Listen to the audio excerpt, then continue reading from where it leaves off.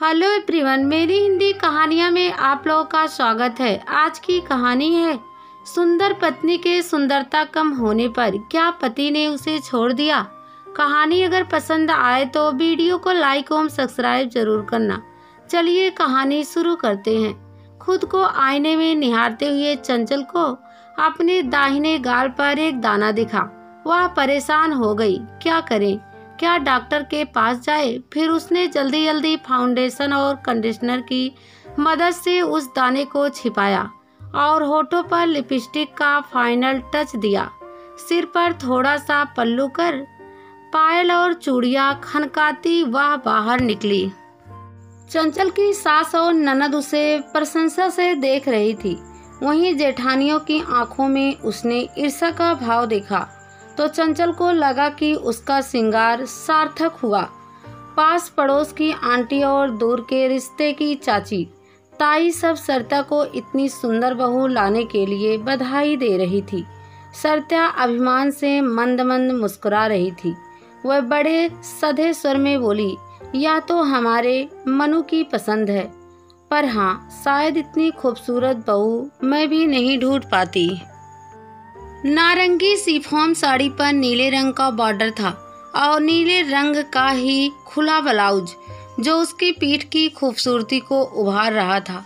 पीठ पर ही चंचल ने एक टैटू बनवा रखा था जो मछली और एक चंचल के चित्र का मिला जुला स्वरूप था। चंचल को अपने इस टैटू पर बहुत गुमान था। इसी टैटू के कारण कितने ही लड़कों का दिल उसने अपनी मुट्ठी में कर रखा था। चंचल की पारदर्शी त्वचा, दूध जैसा रंग, गहरी कथई आंखें, सब कुछ किसी को भी बांधने के लिए पर्याप्त था। राजेश से उसकी मुलाकात बेंगलुरु के नॉलेज पार्क में हुई थी। दोनों का ऑफिस उसी बिल्डिंग में था। कभी कभी दोनों की मुलाकात कॉफी हाउस में भी हो जाती थी। राजेश अपने माता पिता की इकलौती संतान था।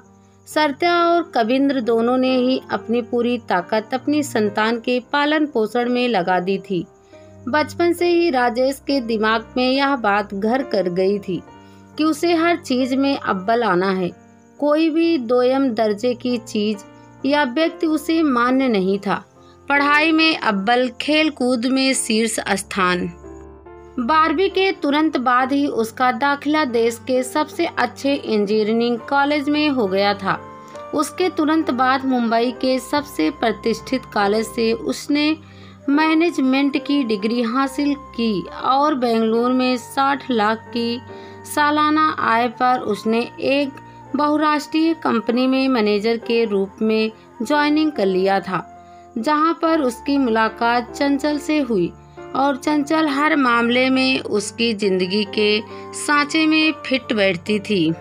चंचल के माता पिता के पास अपनी बेटी के सौंदर्य और पढ़ाई के अलावा कुछ और दहेज में देने के लिए नहीं था। सरिता और कविंद्र ने राजेश की शादी के लिए बहुत बड़े सपने संजोए थे, पर चंचल की खूबसूरती, काबिलियत और राजेश की इच्छा के कारण चुप लग गए। सादे से विवाह समारोह के साथ सरिता और कविंद्र ने बहुत ही शानदार रिस्पॉन्स देकर मन के सारे अरमान पूरे कर लिए थे। शाम को राजेश के दोस्त के यहाँ खाने पर जाना था। चंचल थक गई थी। उसका कपड़े बदलने का मन नहीं था। जब वह उसी साड़ी में बाहर आई तो सरिता ने टोका, चंचल, तुम नई नवेली दुल्हन हो, ऐसे बासी कपड़ों में कैसे जाओगी। चंचल बुझे सुर में बोली, मम्मी, मुझे बहुत थकान हो रही है, यह साड़ी भी तो अच्छी है। सरिता ने बिना कुछ कहे उसे मैरून रंग का कुर्ता और शरारा पकड़ा दिया। चंचल ने मदद के लिए राजेश की तरफ देखा तो वह भी मंद मंद मुस्कुराने के साथ अपनी माँ का समर्थन ही करता नजर आया।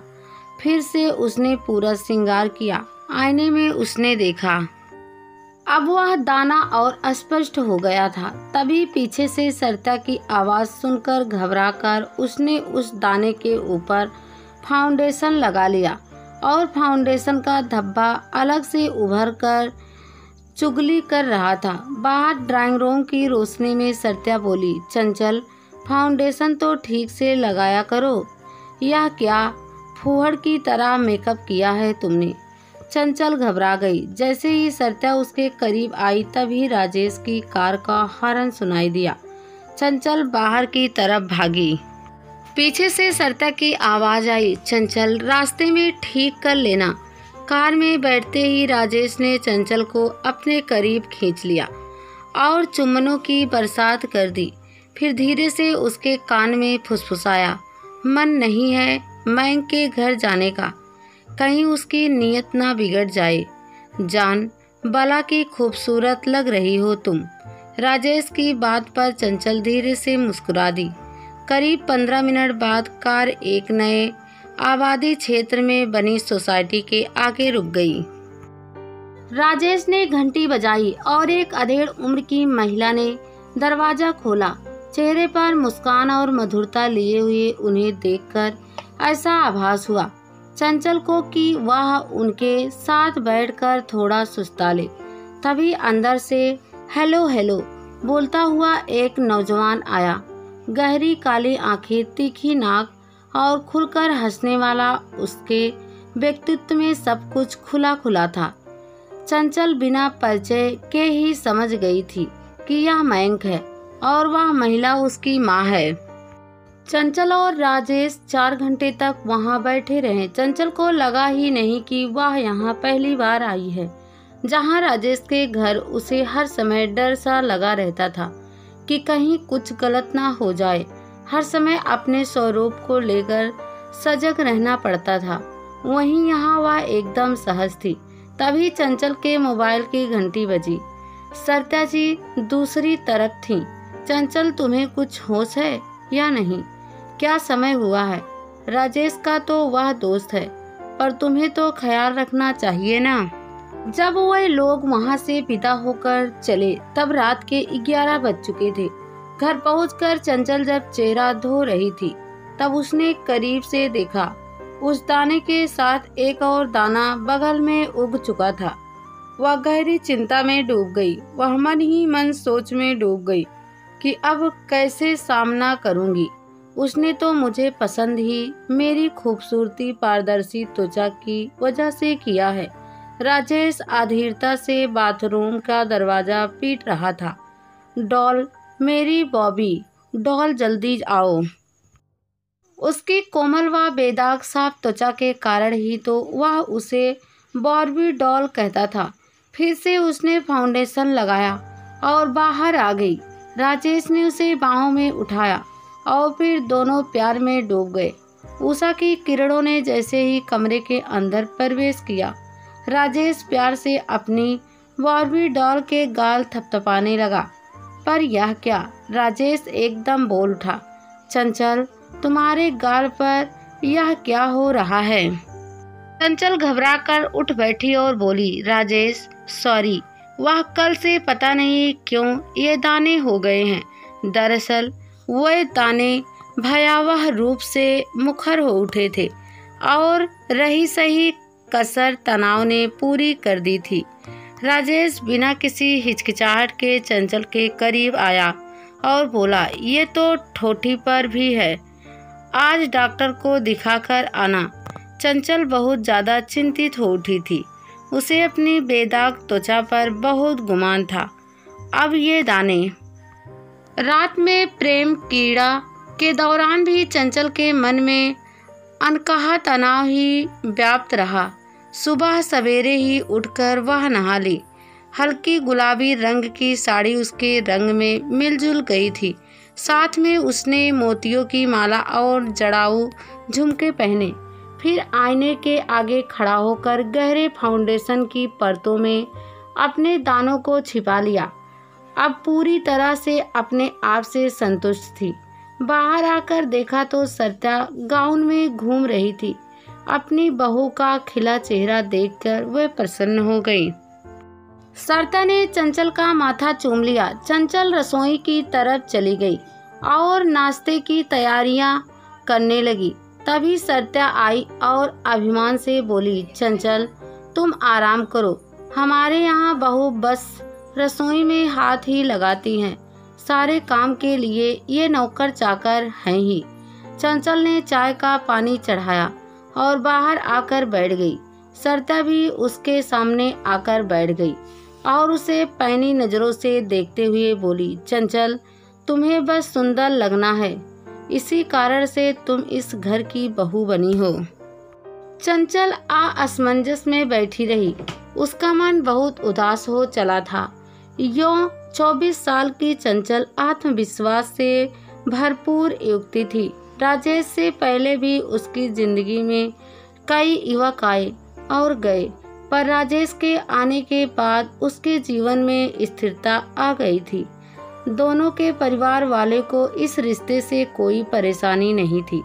कम से कम चंचल को तो पता था, पर यह तो उसे विवाह के बाद ही पता चला कि राजेश के माता पिता ने उसे पूरे दिल से स्वीकार नहीं किया था।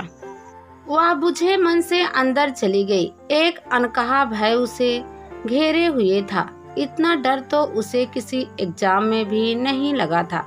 तभी जिया अंदर आ गई। वह राजेश की मौसी की बेटी थी और रिश्ते में उसकी ननद।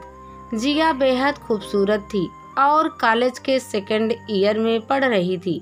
चिड़िया की तरह चहकते हुए वह बोली, भाभी चलो आज मूवी देखने चलते हैं।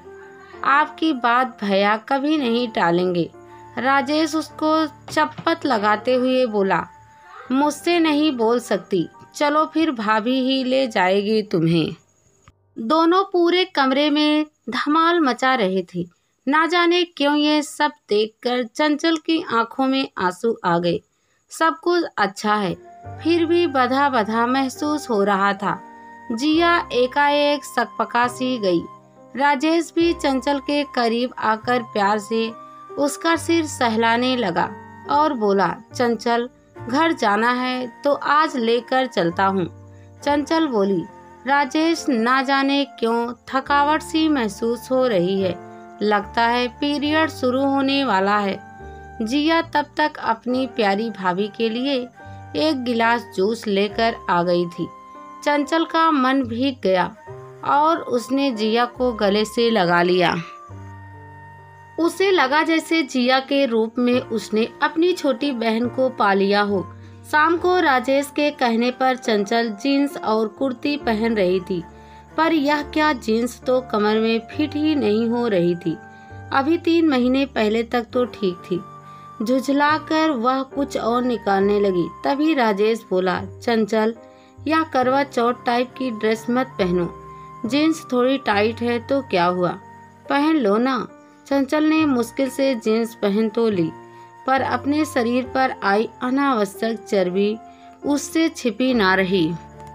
वह जब तैयार होकर बाहर निकली तो राजेश मजाक में बोल ही पड़ा, यार तुम तो शादी के तुरंत बाद आंटी बन गई हो। चंचल को यह सुनकर अच्छा नहीं लगा। तभी सरिता भी बाहर आ गई और बोली, चंचल खुद पर ध्यान दो और कल से एक्सरसाइज शुरू करो। उस दिन चंचल फिल्म का आनंद ना ले पाई। एक तो जरूरत से ज्यादा टाइट कपड़ों के कारण वह असहज महसूस कर रही थी। दूसरे बार बार परफेक्ट दिखने का प्रेशर उसे अंदर ही अंदर खाए जा रहा था। अपने शरीर में आए बदलाव से वह परेशान थी। ऐसे में उसे दुलार और प्यार की आवश्यकता थी, पर उसके नए घर में उसे ये सब नहीं मिल पा रहा था। रात को उसने राजेश को अपने करीब न आने दिया। राजेश रात भर उसे हेलो हेलो दुलराता रहा। सुबह चंचल की बहुत देर से आंखें खुली। वह जल्दी जल्दी नहाकर जब बाहर निकली तो देखा नाश्ता लग चुका था। वह भी डाइनिंग टेबल पर बैठ गई। कविंद्र ने चंचल की तरफ देखकर चिंतित स्वर में कहा, चंचल बेटा यह क्या हो रहा है तुम्हारे चेहरे पर। एकाएक चंचल को याद आया कि वह आज मेकअप करना भूल गई। सरिता भी बोली, राजेश आज चंचल को डॉक्टर के पास ले जाओ। चेहरे पर तिल के अलावा किसी भी तरह के निशान अच्छे नहीं लगते हैं। राजेश भी चंचल को ध्यान से देख रहा था। चंचल को एकदम से ऐसा महसूस हुआ जैसे वह एक स्त्री नहीं एक वस्तु है। शाम को जब राजेश और चंचल डॉक्टर के पास आए तो डॉक्टर ने सब कुछ जानने के बाद दवाएं और क्रीम लिख दी। 1 महीना बीत गया पर दानों ने धीरे धीरे चंचल के पूरे चेहरे को घेर लिया था। चंचल आईने के सामने जाने से कतराने लगी। उसका आत्मविश्वास कम होने लगा था। वह सबसे नजरें चुराने लगी थी। ऊपर से रात दिन सरिता की टोका टाकी और राजेश का कुछ ना बोलकर अपने घर का समर्थन करना उसे जरा भी नहीं भाता था। ऑफिस में भी लोग उसे देखते ही सबसे पहले यही बोलते रहे, अरे यह क्या हुआ तुम्हारे चेहरे पर। चंचल मन ही मन कह उठती, शुक्रिया बताने का, आप ना होते तो मुझे पता ही नहीं चलता। चंचल के विवाह को 2 महीना बीत गए थे। इस बीच घर, नए रिश्ते और ऑफिस की जिम्मेदारी के बीच बस वह एक ही बार अपने मायके जा पाई थी। चंचल का जब से विवाह हुआ था वह एक तनाव में जी रही थी। यह तनाव था हर समय खूबसूरत दिखने का, हर समय मुस्कुराते रहने का, हर किसी को खुश रखने का। और इन सबके बीच चंचल कहीं खो सी गई थी। वह जितनी कोशिश करती कहीं ना कहीं कमी रह ही जाती। इसी बीच एक सुबह उसने अपनी ठोठी के आसपास काले बालों को देखा। बाल काफी सख्त भी थे। उसकी आंखों से झरझर आंसू बहने लगे। नहाते हुए ऐसे ही बाल उसने नाभिक के आसपास भी देखे। वह घंटों बाथरूम में बैठी रही। बाहर राजेश उसका इंतजार कर रहा था। जब आधा घंटा हो गया तो उसने दरवाजा खटखटाया। चंचल बाहर तो आ गई पर ऐसा लगता जैसे वह बहुत थकी हुई हो।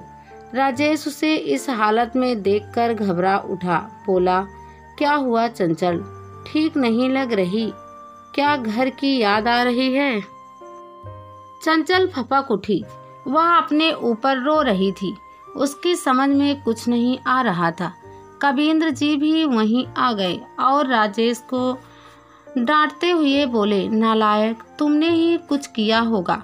फिर चंचल से बोले, बेटा तुम इसकी बात का बुरा मत मानो, मैं तुम्हें आज ही तुम्हारे मम्मी पापा के पास भेजने का इंतजाम करता हूँ। अचानक से चंचल का मूड बदल गया। उसे लगा वह खुलकर सांस ले पाएगी। शाम को फ्लाइट में बैठते हुए उसे ऐसा लग रहा था मानो वह एकदम फूल की तरह हल्की हो गई है। घर पहुंचते ही मम्मी ने उसे गले से लगा लिया।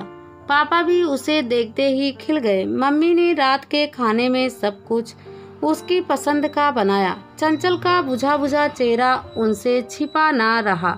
रात को चंचल के कमरे में जाकर चंचल की मम्मी ने प्यार से पूछा, चंचल क्या बात है, राजेश की याद आ रही है? जवाब में चंचल फूट फूट कर रोने लगी और सारी बातें बता दी। कुछ देर रोने के बाद संयत होकर चंचल बोली, मम्मी मैं अपने अंदर होने वाले बदलाव से परेशान हूँ। मेरी ससुराल में हर वक्त सुंदर और परफेक्ट दिखने की तलवार लटकी रहती है। परेशान हो चुकी हूँ मैं। मम्मी उसके सिर पर तब तक प्यार से हाथ फेरती रही जब तक वह गहरी नींद में सो न गई। अगले दिन तक चंचल काफी हद तक संभल गई थी। मम्मी उससे बोली, चंचल मुझे पता है तुम जिंदगी के बदलाव से परेशान हो, पर अगर समस्या है तो समाधान भी होगा। तुम चिंता मत करो, हम आज ही किसी महिला विशेषज्ञ के पास चलेंगे। डॉक्टर ने सारी बातें बहुत ध्यान से सुनी और फिर कुछ टेस्ट लिखे।